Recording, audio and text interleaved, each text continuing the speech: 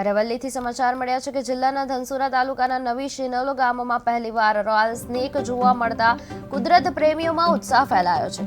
ખેતરની ઓરડીમાંથી મળેલા આ દુર્લભ સાપને રુદ્રાણી ફાઉન્ડેશનના વોલન્ટિયર બહાદુરીપૂર્વક રેસ્ક્યુ કરીને વન વિભાગને જાણ કરી હતી.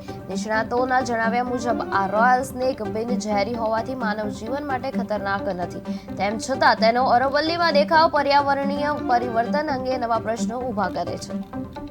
દોસ્તો, મારું નામ છે જયેશ ભટ્ટ અને હું કેટલાય સમયથી એટલે કે 27 વર્ષથી સ્નેક રેસ્ક્યુનું કામ કરું છું. અરવલ્લી જિલ્લાના દરેક તાલુકામાં કદાચ હું સાપ પકડવાનું કામ મેં 27 વર્ષથી કરેલું છે. અને ગઈકાલે એક રાતે મારા મિત્ર એટલે કે સાગરભાઈ સુથાર, જે મારી ટીમ એટલે કે મારા રુદ્રાણી ફાઉન્ડેશન ચેરિટેબલની અંદર સ્નેક પકડવાનું કામ એ મારી જોડે કરે છે.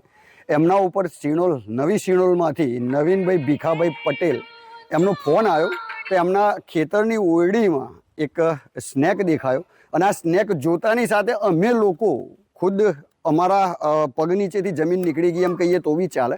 કારણ કે 27 વર્ષના સ્નેક રેસ્ક્યુના કામમાં એક પહેલી વખત એવો સાપ જોવા મળ્યો કે જેને રોયલ સ્નેક, રજવાડી સાપ અને બ્લેક હેડેડ આ 3-4 નામથી અલગ અલગ રીતે ઓળખાય છે.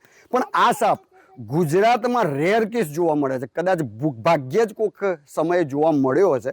આ એવો એક રોયલ સ્નેક જે સૂકા પ્રદેશોમાં, જે ઉત્તર પશ્ચિમી જે આપણા પ્રદેશો છે ત્યાં જોવા મળતો સાપ છે, જે પંજાબ કહેવાય કે આ કચ્છનું રણ છે, અને સૌથી વધારે રાજસ્થાન કે જે સૂકો પ્રદેશ કહેવાય છે ત્યાં જોવા મળતો આ સાપ છે. તો ગઈકાલે અમારા હાથમાં આ રોયલ સ્નેક આવ્યો તો આ સાપને જોઈને અમે ખુદ અચરજમાં પામ્યા. કારણ કે આપણે અરવલ્લીમાં આ સાપ દેખાવો એ બહુ મોટી વસ્તુ છે.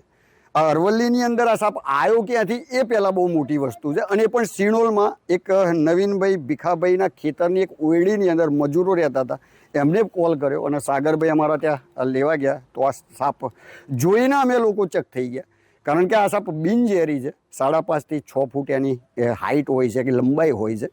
અને આ સાપ બને ત્યાં સુધી કોઈને કરડવાનો કે બાઇટ આપવાનો ટ્રાય કરતો નથી. પણ આ સાપ સૂકા પ્રદેશનો સાપ છે એટલે કદાચ એવું લાગે જો આવા બીજા સાપ આપણે અરવલ્લીમાં દેખાય